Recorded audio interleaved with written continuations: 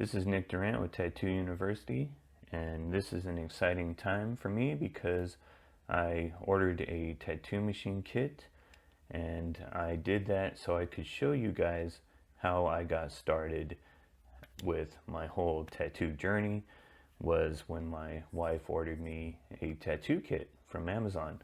So I decided to order another one, and this time I'm going to show you guys some of the downfalls of these kits, why you shouldn't buy these kits, and also if you have bought these kits, I'm going to show you how to make them better and how to improve your tattoo equipment, and I'm going to use this as an example to show you.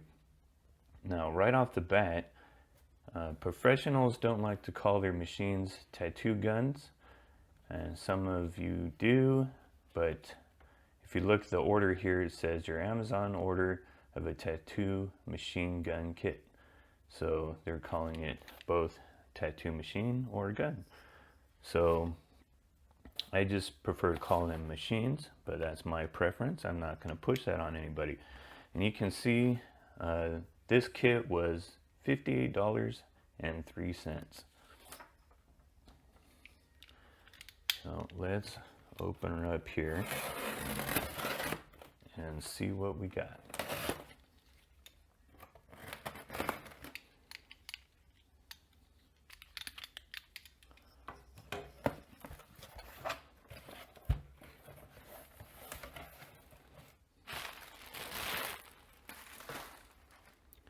This is right after Christmas time, so I ordered this for my Christmas present, just like the year I started tattooing, and I told my wife to buy me a tattoo kit for Christmas so I could learn how to tattoo.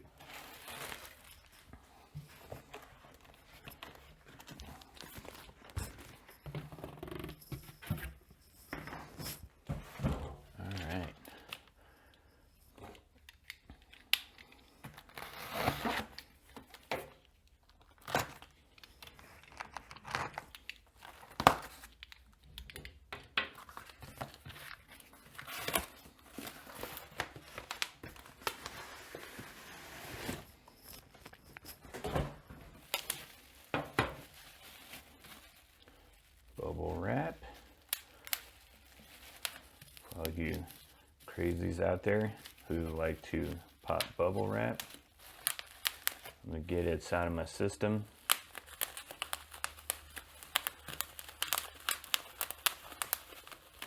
Alright, that's enough of that.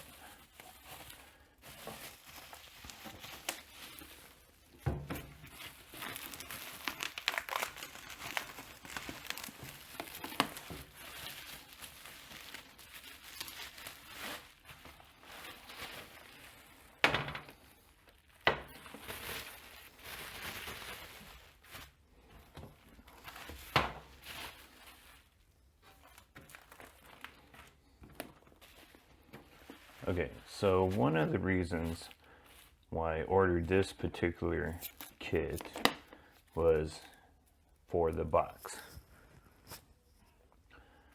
Once you start tattooing a little bit more and get into a shop, you're going to start wanting to go to conventions, and you're going to need to take your stuff to tattoo shops, maybe do some guest spots.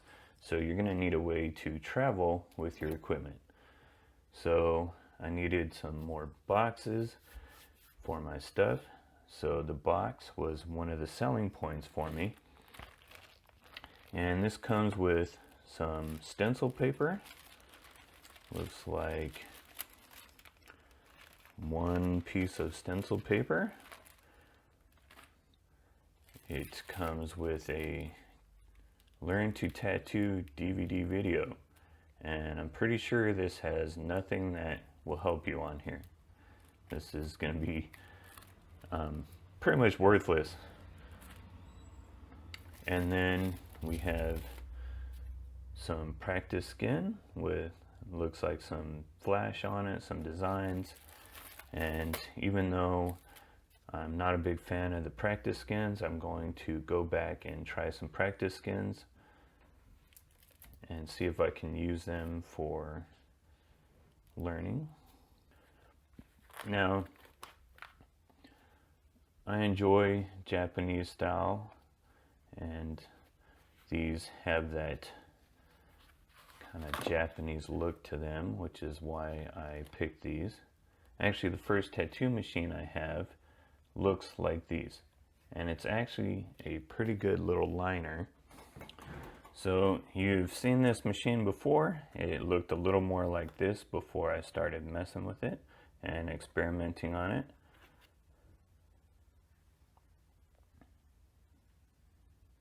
So that's my old machine. That was the first tattoo machine that I had, and I started learning how to tattoo with. A lot of these machines, these kits, say that they come with a liner, shader, color packer, but honestly, these cheap machines usually will only work as a liner, and people will buy these and start learning how to tattoo, and they will get their line work down, but then they will realize that when it comes time to packing color, that they have a hard time doing it. And that's because these machines are not good for packing color. The machine frame is for lining, and you can maybe get away with setting it up for shading. But these machine frames, you can see, are almost identical. So you're not going to get a color packer out of these. You can buy one of these kits that has 50 tattoo machines in it, and they're all going to be liners. You're never going to get a good color packer out of those unless you get a rotary machine that is set up for packing color with a longer stroke.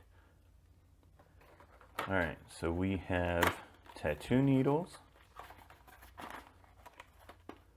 here, and we just need to check the expiration date on those. So we have an assortment pack of tattoo needles and some tubes and grips, which I will not be using these. I only use disposable equipment. Probably will not be using these either, but here's some disposable tips. We have some color cups, some ink that will never be used on skin. Never use cheap ink, and I'll explain later. This is going to have to be a video done over several videos. It's going to be pretty long, so I'll cut it up and I'll explain to you why some of this stuff you can still use and some of the stuff you should just throw away, like the ink. The ink, you could practice with this on practice skins, but never use this ink on a person. Here we have some gloves and a ink cup holder, vitamin A and D ointment, some rubber bands, some O-rings, which I already have a bag of these. You'll never go through all of these O-rings. Some Allen wrenches for adjusting your machine. Looks like a couple of grommets with some more O-rings and a bag of grommets. Here is the power source.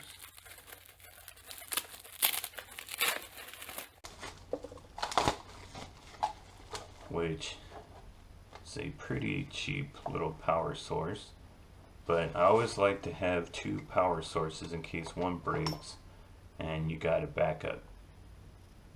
So here's a little power source, a clip cord, which is pretty cheap. I will show you how to fix these later. The downfall of all these cheap machines and all these cheap kits are the wires that they use and how little those wires are, and a foot pedal. So that's what's in this kit, and stick around for the rest of the video and I will show you through a series of these how to fix this equipment and make it work for you. And this will be a great video for the guys out there who like to tinker with things and mess with their equipment. This is going to give you a lot of opportunity to learn how to adjust the machines